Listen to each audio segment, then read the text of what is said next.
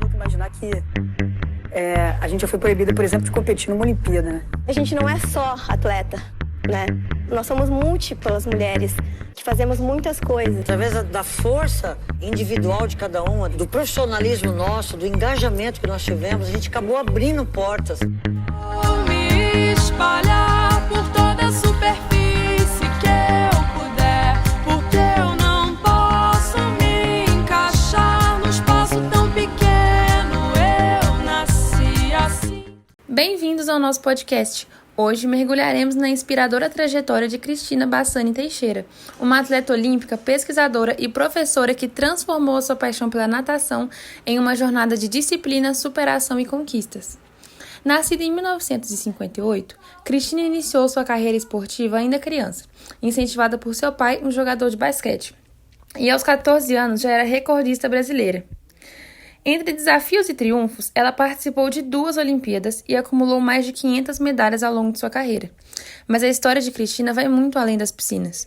Ela nunca abriu mão dos estudos e, após encerrar a sua carreira como atleta, dedicou-se à biologia marinha, tornando-se uma pesquisadora renomada e consultora internacional.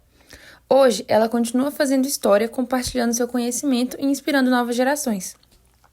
Prepare-se para conhecer mais sobre os bastidores das competições olímpicas, os aprendizados da vida acadêmica e as lições de resiliência que marcaram a trajetória dessa mulher incrível. Fique conosco e aproveite essa conversa única com Cristina Bassani Teixeira.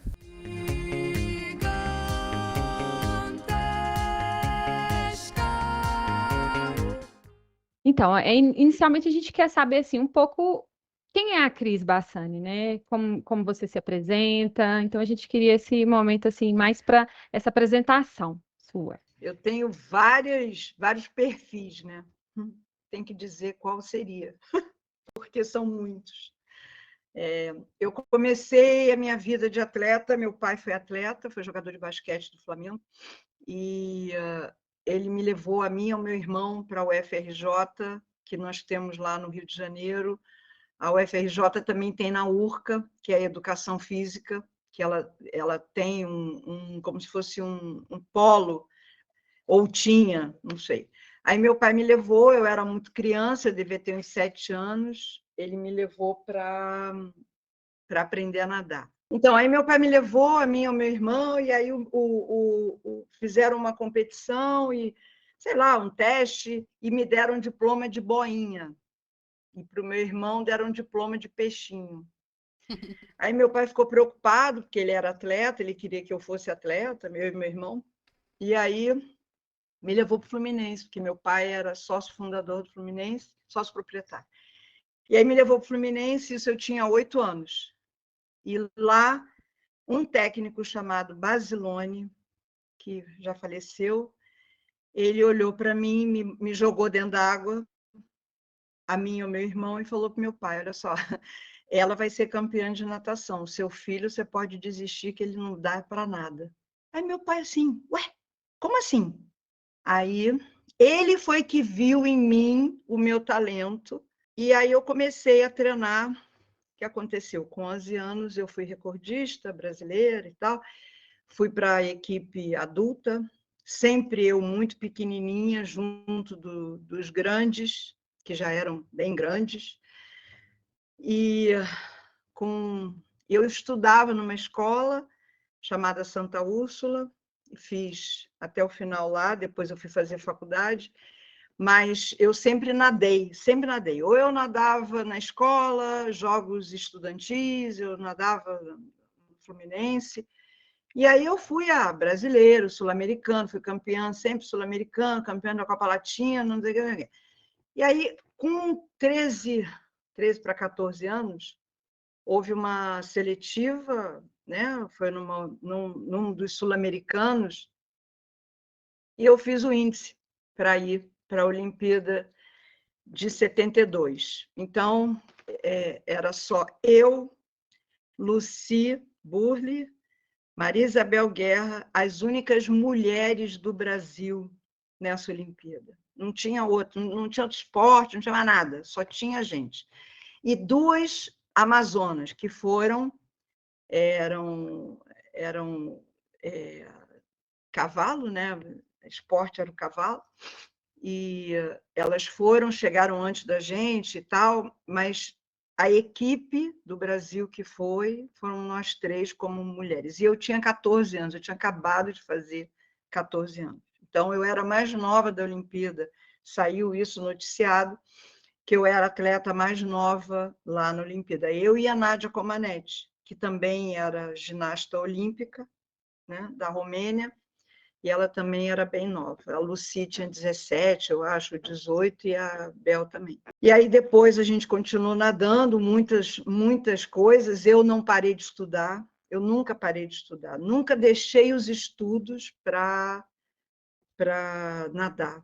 Pelo contrário, meu pai não deixou eu estudar fora, meu pai não deixou eu nadar, todo mundo tinha mania de ir para os Estados Unidos, todo mundo foi. Eu não podia ir, meu pai não deixava, eu era muito nova, tinha sempre que meu pai e minha mãe autorizar e nada. Aí foram treinar, depois para a Olimpíada de 76, foram treinar na Bahia, ficaram lá, eu não podia ir, meu pai não deixou. Cris, nos relata um pouco como era a sua preparação para participar das Olimpíadas. Sempre que você está para ir para a Olimpíada, normalmente a Olimpíada tem tomada de índice, é natural isso, né? Sim. E naquela época não era diferente. E nós éramos 3 atletas que nós havíamos sido campeões na Copa Latina, em Acapulco. No mesmo ano, em 1976, a gente foi para Acapulco, eu, Flávia Nadalucci e Jean-Paul Joanot. Nós fomos para lá, para Acapulco, para a Copa Latina, e a gente ganhou. E bateu recorde e tudo, só que não era o índice. Então, foi feita uma tomada de índice no Fluminense para que nós pudéssemos tentar. E eu não sei se vocês têm conhecimento, mas tomada de índice em esporte que for é muito complicado. Quer dizer, no vôlei você tem que passar por competições para poder ganhar, para poder ter direito. Futebol é a mesma coisa. Natação é um esporte individual, você tem que fazer o tempo X para ir. E foi muito duro, porque a gente caiu várias vezes, nadador não nada várias vezes para tentar. Ele se prepara para nadar uma vez só. Preparação é muito séria para a gente cair na água e nadar aquela vez só, porque a gente vai diminuindo o treino. Então, assim, tem toda uma metodologia, né? Sim. E aí, quando a gente não fez o índice, e aí o Jornal Nacional veio cobrir a competição, porque era uma coisa importante ali, né? E aí aquela decepção que a gente não tinha conseguido, mas... E aí foi me dado o direito de fala, e eu falei, a Flávia e o Jano, nós 3 falamos, olha, muito nos admira o fato de nós termos ganho e batido recordes na Copa Latina, que foi há 3 meses, ganhamos de todos os latinos que vão às Olimpíadas representando os seus países. Como é que nós, que ganhamos deles, não vamos? E aí um ator primordial, que foi o Mário Lago, naquela época, ele era fluminense doente.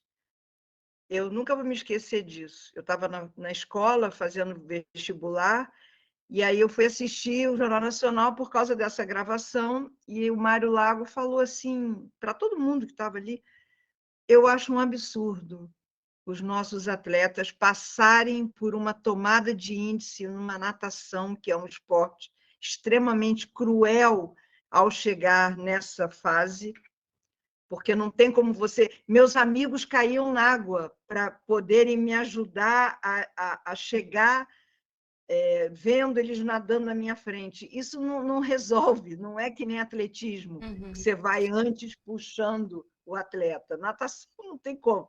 Então, ele falou que aquilo era muito cruel, porque nós havíamos sido campeões. E, no dia seguinte, o COB resolve nos chamar para nós irmos à Olimpíada de Montreal. Então, foi uma experiência muito bacana. Eu fui com 18 anos, eu fui uma com 14, a outra com 18.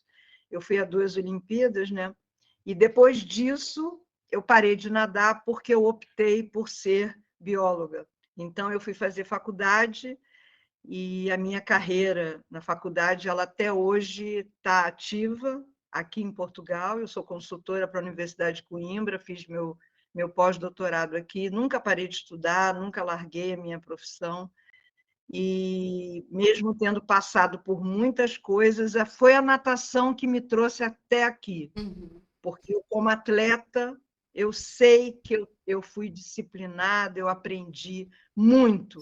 Aprendi com disciplina, aprendi a não desistir, a estar sempre pronta para lutar. Então, essa é a minha história. É curta, né? Não, não mesmo. Eu acho que você está fazendo vários cortes aí, selecionando, né? Deve passar muitas lembranças na sua mente agora, né?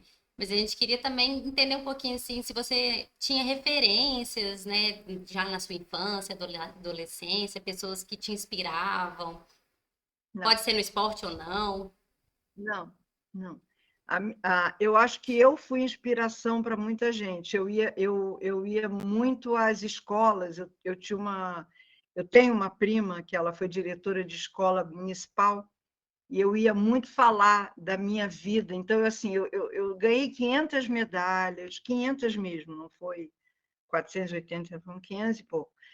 Então, eu falava assim, eu tão jovem, né? Porque eu parei de nadar com 18 anos, eu entrei na faculdade com muito orgulho da atleta que eu fui. Eu não tinha ídolos, os meus ídolos eles eram sendo forjados à medida que você ia caminhando. Então, eu conheci Nádia Comaneci, não a tive como ídolo, eu nunca tive assim, ídolo na minha vida, não foi uma coisa assim que tenha me impressionado uma pessoa. Tem gente que tem o Pelé como ídolo. Não, eu nunca tive, porque eu vim de uma família que meu pai foi jogador de basquete, mas ele também não foi um jogador de ponta, né? Então, eu era muito criança, eu treinei muito, eu acordava às 4h30 da manhã, meu pai me dava café, eu treinava às 5h30 na piscina, 7h30 estava na escola, depois da escola eu fazia curso de inglês, voltava para casa e descansava e treinava de novo de noite, fazia musculação na época que não tinha essa musculação que tem hoje, era uma coisa com peso, era muito pesado. Meu pai comprou um aparelho rema-rema para eu poder ficar mais forte no braço, porque eu tinha muita perna e não tinha tanto braço. Então, tudo girava em torno de mim como atleta. Sim. Então, eu não saía, eu não ia ao cinema, não ia dançar, eu não fazia nada, a não ser aos sábados que meu pai deixava eu ir para o disco dançante, sorvete dançante, sei lá, que tinha no Fluminense. Então, assim, eu sou atleta do Fluminense e vivi no Fluminense a minha vida toda. Hoje sou benemérita, atleta e também conselheira do clube. Então, assim, a minha vida, eu nunca tive ídolo, nunca tive, nada. Era muito dura a minha vida de atleta. E assim, então Foi muito... as suas memórias são muito ligadas à prática do esporte, né? Principalmente da natação e a vivência no Fluminense. Mas teria uma outra lembrança, assim, que te marca da infância da Cris Bassani? Sim, tem na escola. Nós somos amigas há 40 e tantos anos. O Santa Úrsula forjou, né, a nossa vida de amigas. Nós somos, sei lá, 30 e tantas amigas que nos vemos até hoje. Todo ano a gente se encontra, cada uma vem dos Estados Unidos, da Inglaterra, não sei de onde, para se encontrar. E elas me admiravam muito, porque eu faltava o ano inteiro à escola, né? E fazia prova numa salinha junto com a coordenadora lá, e as minhas amigas, elas e as mães delas, né, copiavam a matéria para mim e me entregavam. Então, assim, isso não tem... Eu sempre tive muita amizade. Meus amigos são da natação, da escola, e se você olhar o meu Facebook, o meu Instagram, você vai ver. E a faculdade, porque como eu não larguei meus estudos, eu me formei muito cedo. Eu me formei com 21 anos e fui direto estagiar em Arraial do Cabo, numa organização militar, e eu trabalhei lá durante muitos anos, e depois eu fui fazer mestrado, doutorado, e aqui eu vim fazer o pós-doutorado. Então, a minha vida é isso, né? A natação foi muito importante, me fez conhecer os meus amigos que eu tenho até hoje, nós somos muito amigos, nos vemos quase todos os anos, e temos muito respeito um pelo outro, e a escola e a faculdade. Então, assim, isso foi o que me marcou. A minha infância foi dentro de uma piscina, foi dentro de um ginásio competindo.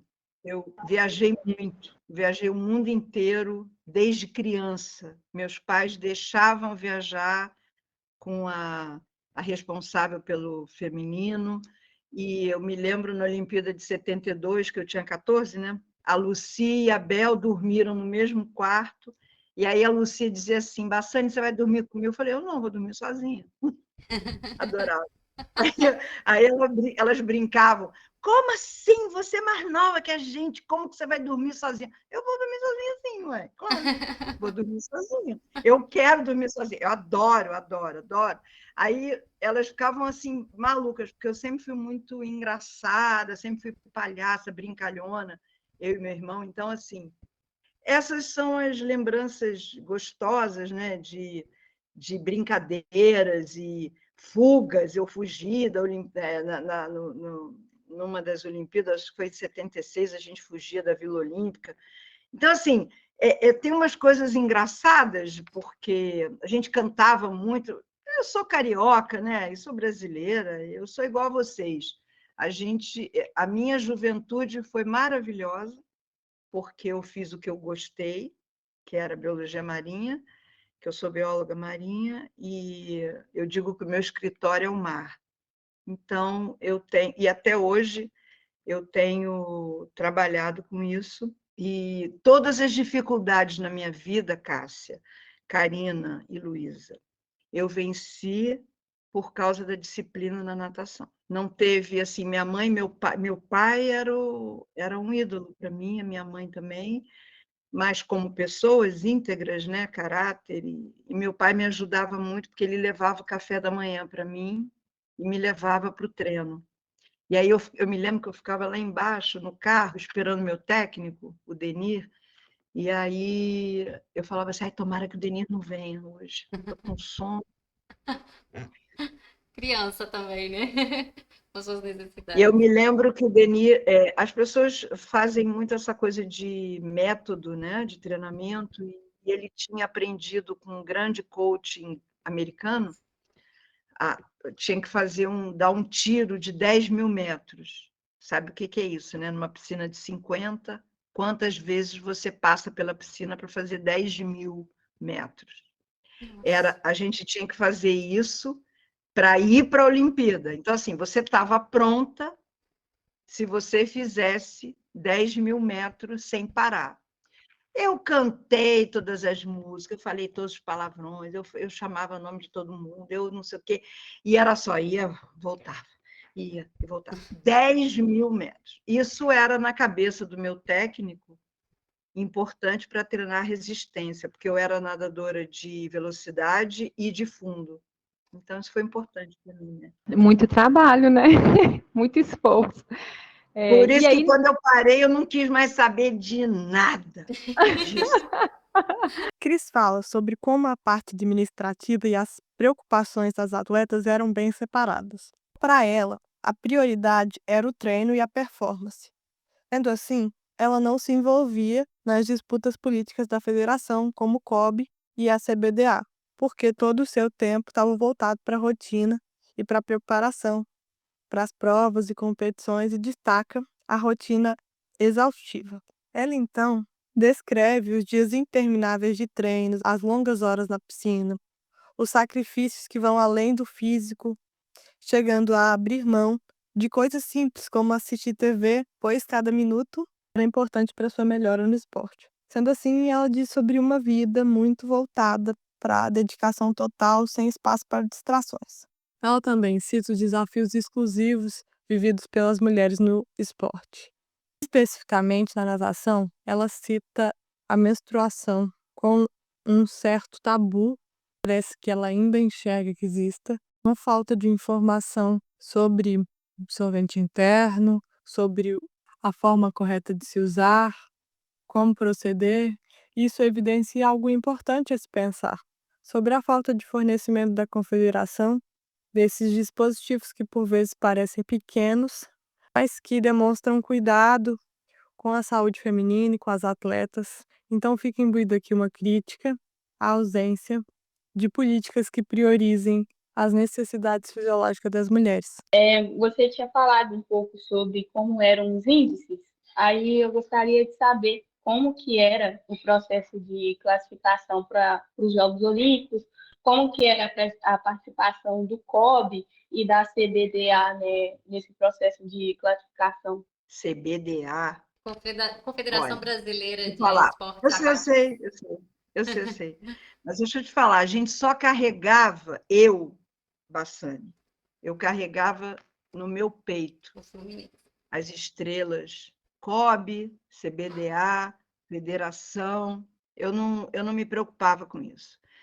A gente tinha a gente era muito protegida. Hoje as pessoas são muito preocupadas, Luísa, porque é o profissionalismo que impera. Nós não tínhamos isso, entendeu? É uma coisa, é completamente diferente. Existem pessoas da própria natação que se envolveram politicamente, brigaram com dirigente, porque dirigente não classificou. Eu vou te falar aquilo que aconteceu em 76. O índice acontecia.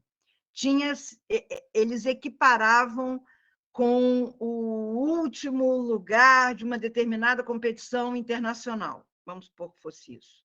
Eu acho que era. Eu fui a primeira colocada na Copa Latina. Eu ganhei. Sim, na época, na Olimpíada, iam 3 atletas de cada país, tá? Para cada modalidade. 100 metros peito. Eram 3 atletas de cada país. Então, você imagina quantos países na Olimpíada, 3 atletas que fizeram índice para ir para a Olimpíada. Bom, a menina que perdeu de mim, da França, estava indo como primeira atleta da França. Como é que eu, que ganhei dela, não ia? Uhum. Então, assim, Descompasso aí, era né? uma coisa assim, o índice era 1,17,20. Eu fiz 1,17,30. Mas o que valeu aí? A Bassani, a Flávia e o Paul ganharam, foram primeiros colocados na Copa Latina, que acabou de acontecer. Todos aqueles atletas vão representando seus países. Como é que os nossos não vão? Uhum. Então, assim, eu como era muito nova, eu não me envolvia com nada disso, eu só obedecia. Você imagina uma menina de 14 anos em Olimpíada? Não vai se envolver com politicagem. O fulano era um homem extremamente grosso. Gente, eu não convivia com isso. E a minha vida era estudo e natação. Mas eu tinha que nadar para viver. Eu não podia me preocupar com outras coisas, porque assim, a gente precisa estar livre, porque natação, o atleta nadador, não sei se vocês sabem disso, se você vai para uma competição, você não pode ficar muito tempo sentado num ônibus. O nadador era o único atleta que viajava de avião, porque ele não pode ficar com a musculatura travada, porque senão você não nada. Você já caiu na piscina assim, vou dar uma nadadinha. Você pode perceber que você leva um tempo, você está travado, até você soltar a tua musculatura.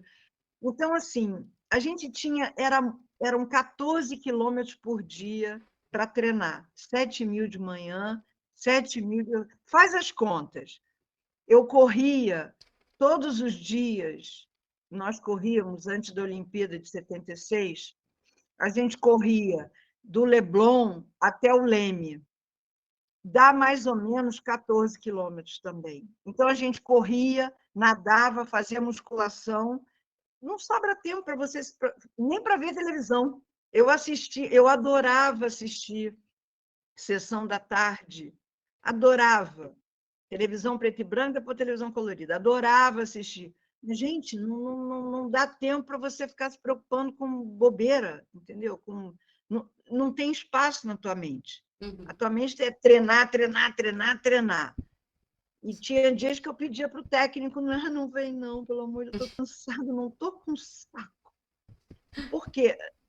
Eu vou te confessar, eu acho que o talento na minha vida falou mais alto. A gente costuma dizer assim, muita gente treina muito e é medíocre, não consegue atingir. Eu não era muito de treinar, eu gostava de ficar ali, mas eu não era, às vezes eu parava, ficava, menina, né? Menina. Então, assim, a gente já passou menstruada, por exemplo. Eu não sei se vocês sabem que a menstruação dentro d'água, ela para. Você sabia disso, Luísa? Sim, eu sabia, né? Então, não precisa usar nada, mas também depois que sai, minha filha, escorre. Então, a gente era assim, a gente ia para... Não usava OB, a gente não tinha nem OB, o OB foi depois. E mesmo assim, a gente achava que aquilo podia desvirginar a gente, né? Porque o negócio... Aí, na hora que você vai para a piscina treinar, é de um jeito. Aí, quando você sai, já começa, aí você tem que se enrolar toda. Essa era uma situação meio complicada, mas a gente se arrumava. Ao longo da entrevista, Cris comenta sobre sua participação nos Jogos Olímpicos de 1972, que ocorreu em Munique, em meio a fortes tensões políticas e confrontos ideológicos que perduram até hoje na nossa atual realidade. Assim como presente no episódio 6, achamos cabível relembrar o ocorrido também nesse episódio. E a Cássia vai narrar para a gente. Os Jogos de Munique aconteceram 36 anos após os fatídicos Jogos de Berlim, no qual Hitler explorou muito bem a ocasião para referendar seus ideais nazistas. Desse modo, para 1972, a Alemanha requereu a candidatura de cidade-sede, nutrindo esperanças tanto de contornar as marcas de Berlim, quanto de alterar sua imagem de maneira geral no contexto mundial. A Alemanha e o Comitê Olímpico Internacional se balizavam pelo princípio de que neutralidade política e promoção da paz seriam inerentes aos esportes, e principalmente aos Jogos Olímpicos. Todavia, 6 dias após o início das competições, na madrugada de 5 de setembro, a Vila Olímpica foi invadida por um grupo denominado Setembro Negro, que reivindicava a soltura de presos palestinos pelo Estado de Israel.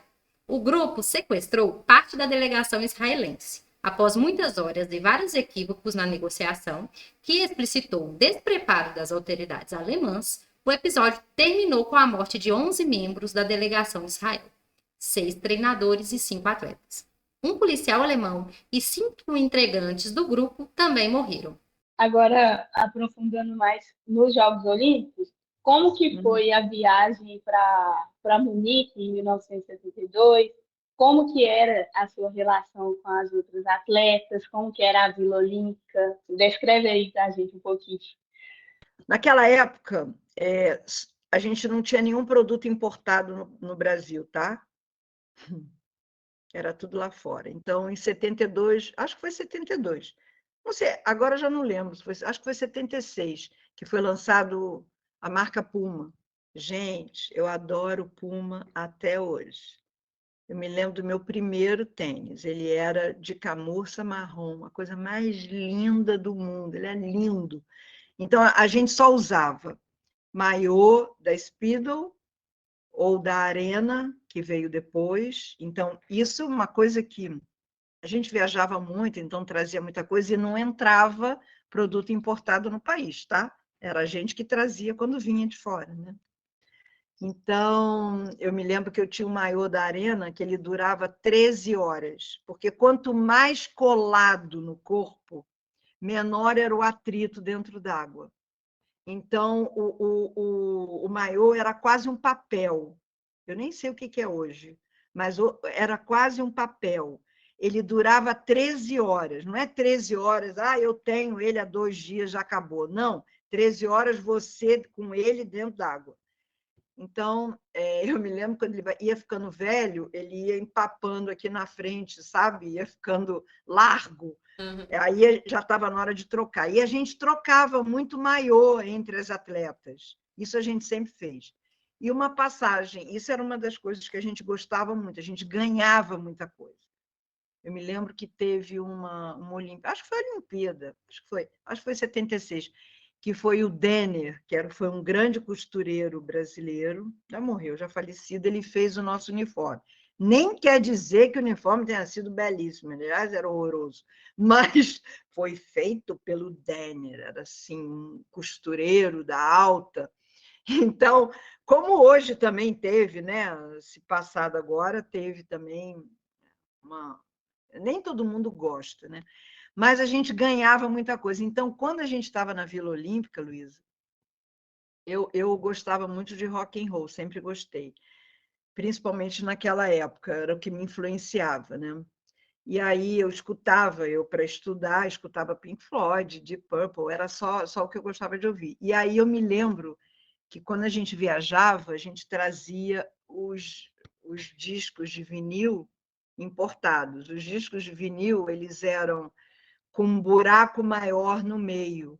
Então, você tinha que ter no toca-discos, tinha que ter o elemento que juntava com aquele negócio. Meu irmão ficava doido, porque aí eu trazia tudo que era perfume, não vendia no Brasil. Você imagina você não ter uma abertura, né, da fronteira, e aí você fica fadada a usar só o que é produto nacional, ou quem viaja traz, né?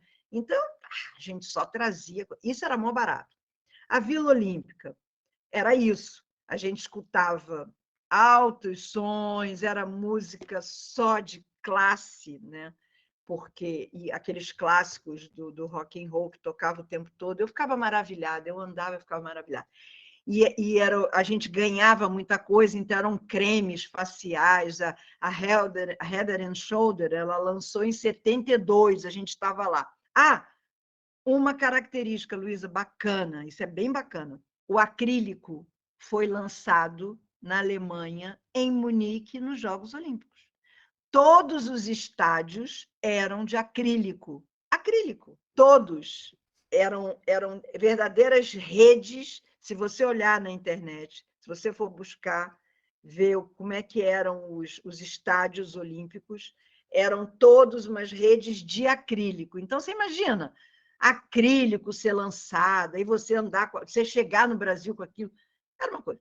Outra coisa interessante, em 72, eu tomei café da manhã, ou almocei, eu não lembro, acho que foi almoço, com a princesa Anne, da Inglaterra, porque ela era amazona, ela competia pela Inglaterra, como é que é? Pela Inglaterra, pela britânica, né? E aí ela estava lá. Então, você imagina, você comer do teu lado, porque não faz distinção, não é separado. A comida é para todo mundo que está lá, para todos os atletas que estão lá. E uma das atletas era a princesa da Inglaterra. Que coisa mais linda. Então, eu assistindo The Crown, né, a série, aí você vê que era a paixão dela andar a cavalo, que o pai e a mãe fizeram o maior esforço para ela ir à Olimpíada, e ela foi, a Olimpíada de 72, então ela estava lá. E assim, eu era muito criança, então eu queria namorar, eu queria ver como é que beijavam, como é que faziam, entendeu? Mas era tudo inocente, não tinha. E aí, uma determinada noite, você imagina, 14 mil atletas que tinham na Olimpíada de 72. Eu estava lá no meio da praça da alimentação, e aí estava todo mundo na praça da alimentação, todo mundo olhando para uma janela. Era a janela dos judeus que estavam sendo sequestrados para serem levados e mortos no aeroporto de Munique. Então, isso foi muito difícil, foi feito um filme em relação a isso, chamado Munique, que retrata, aí que eu digo a você, né, Cássia, do lado que eles tiveram conhecimento, mas nós, atletas, sofremos muito por isso. Vou te dizer pior ainda. Não sei quantos anos a Luísa tem, mas eu tinha 14, né? Então, meu pai e minha mãe me confiaram a um atleta, Sérgio Weissman, que a família hoje toda está em Israel, e meu pai me confiou a ele. Sérgio, por favor, cuida da minha filha. Minha filha é muito nova, você já tem 18 anos, eu sempre treinei com ele, éramos só nós dois do Fluminense, todos eram Botafogo, São Paulo, e eu e ele éramos do Fluminense, na Olimpíada de 72. Eu corria junto com ele, enfim, treinava junto com ele, não existia distinção. O que ele corria, eu corria, o que ele nadava, eu nadava, então era muito legal. E aí meu pai me confiou a ele. Quando houve esse problema dos judeus, aqui no Brasil, a ligação não era por WhatsApp, a gente tinha que entrar numa cabine para se comunicar, para pedir ligação, a ligação durava o tempo que fosse, e o meu pai não conseguia, porque todas as ligações foram cortadas. E o meu pai achando que eu estava com o Sérgio. Bom, nessa época o Mark Spitz, que era o grande campeão da natação sempre é antes de todos, já tinha acabado de nadar e já tinha caído fora, porque os Estados Unidos já retiraram ele porque ele era judeu, para ele também não ser sequestrado. E o Sérgio desapareceu, e meu pai não sabia, cadê o Sérgio, cadê minha filha?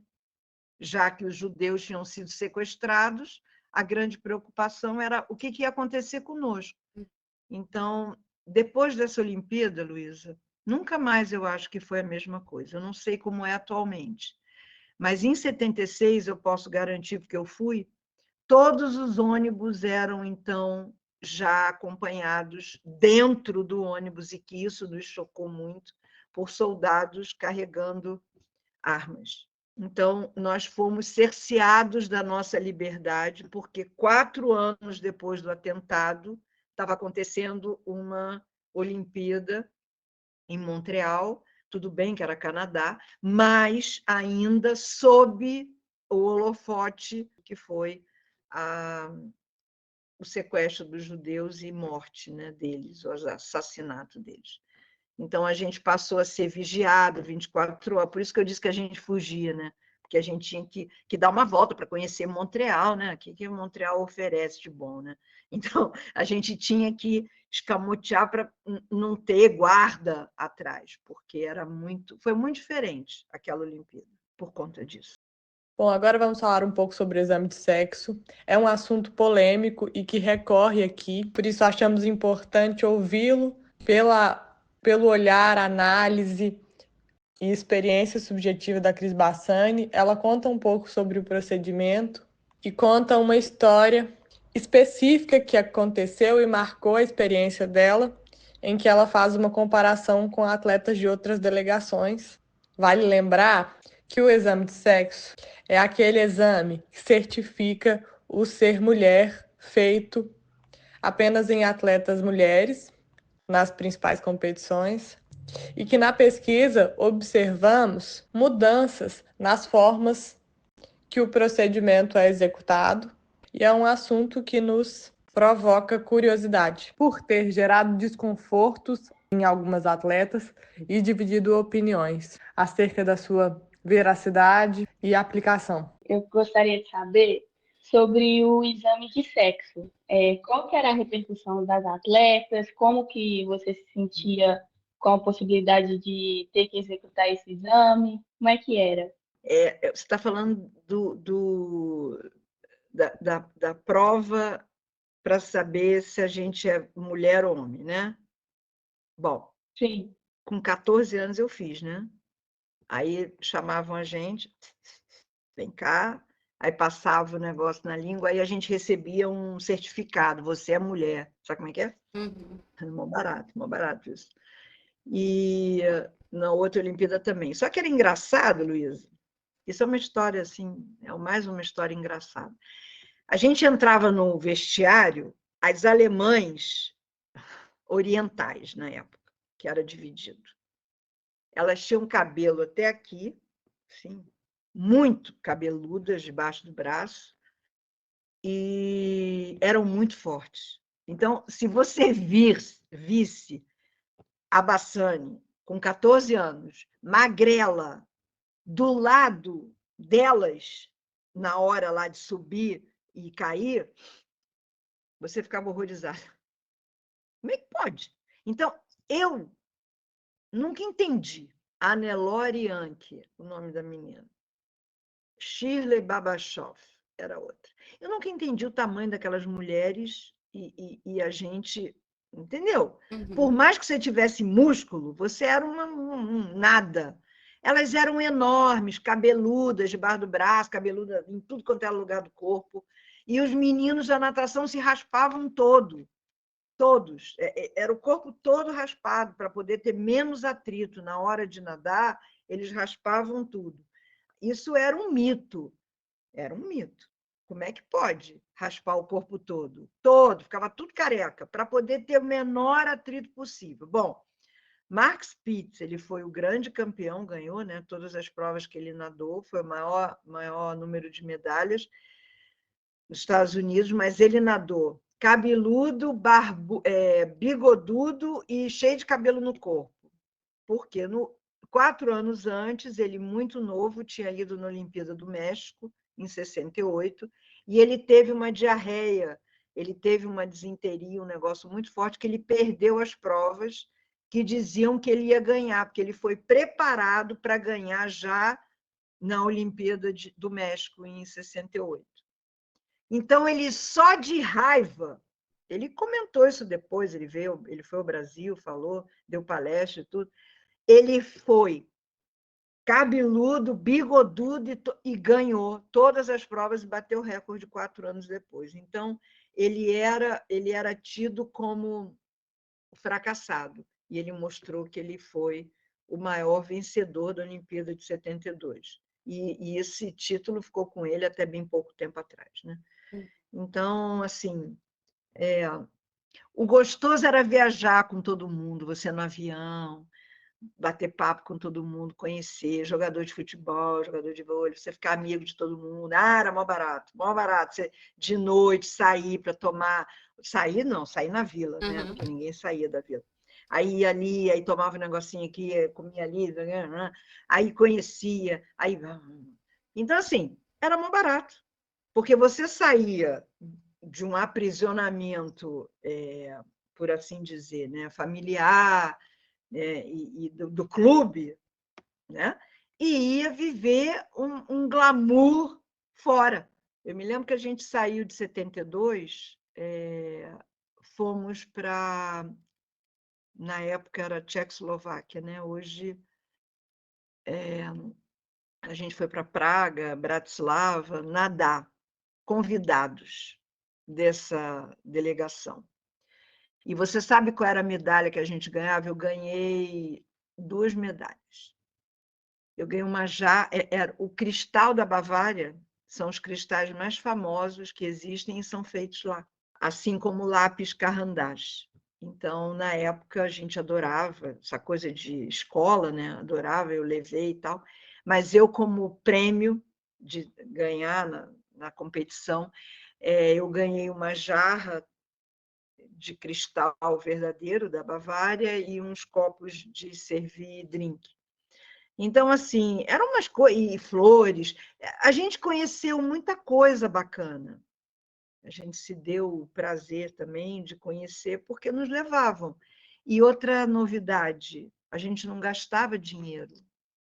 A gente levava dinheiro para gastar com a gente, mas tudo era pago pela confederação. Então, a gente não... Era passagem, tudo. Então, era uma vida de amador. Para fechar, a gente liga a pergunta inicial com a final, né? E a questão é: quem foi a Cris Bassani longe das piscinas? Eu acho que você já contou um pouco, né? Mas... Uma profissional, uma pesquisadora, mãe. Hoje eu sou avó. Eu passei num concurso aqui em Portugal, não sem antes passar por um câncer. Eu embarquei... podia ser uma notícia triste, né? Mas como toda atleta, eu venci o câncer. Então, hoje já se fazem 6 anos, eu não precisei raspar a sobrancelha, eu perdi ela toda. perdi o cabelo, perdi tudo. Hoje meu cabelo está querendo ficar branco, né? Sei lá, acho que está branco. E venci isso, graças a Deus, mas eu embarquei com o diagnóstico na mão, vim para cá. Eu já vinha para cá de qualquer maneira com meus filhos, meu marido. E aí, depois de um ano, eu prestei concurso aqui, porque eu também sou portuguesa, e aí prestei concurso, passei em primeiro lugar, que foi para mim uma...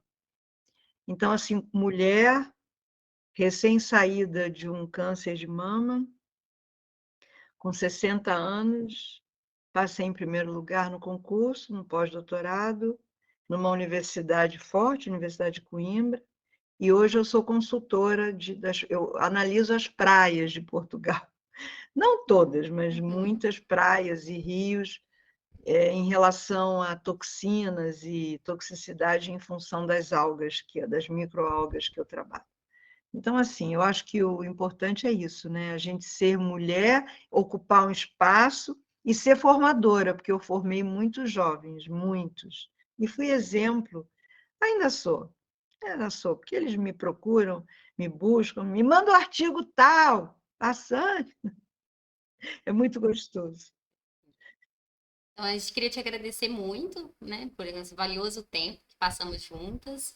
Eu acho que para a gente aqui pesquisando, a gente vai fazendo uma viagem, né, na sua fala, com o que a gente leu em outros lugares, e como que isso vai acrescentando, vai ganhando relevo, né, vai dando densidade para o que a gente conhece sobre essas histórias. Muito obrigada. Eu desejo que vocês tenham uma ótima pesquisa. Se vocês precisarem de mim, eu estou aqui. Mas eu acho que o mundo é das mulheres fortes. Ou fracas, mas somos todas juntas, nós vencemos qualquer obstáculo. Isso é que é o mais importante. A gente não precisa de nada nem de ninguém. A gente precisa ter fé e caminhar, que vai estar tudo certo, né? Boa sorte para vocês. Obrigada, viu? Muito obrigada.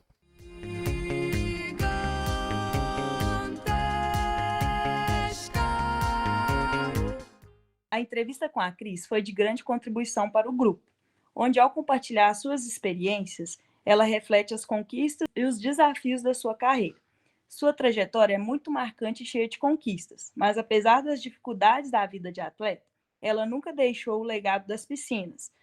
Tem paixão em ser mãe e ensinar, deixando um grande exemplo para quem acompanha sua história. Agradecemos, queridos ouvintes, por estarem conosco até o momento. Esperamos que tenham gostado do nosso episódio. Não percam o nosso último episódio da temporada, com a participação especial da maratonista Eleonora Mendonça. Até a próxima!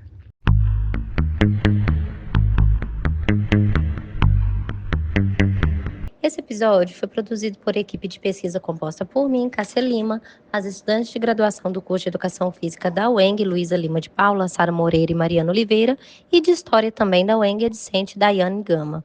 A estudante de Educação Física da UFMG, Letícia Silva, e a mestranda também da UFMG, Helena Joia.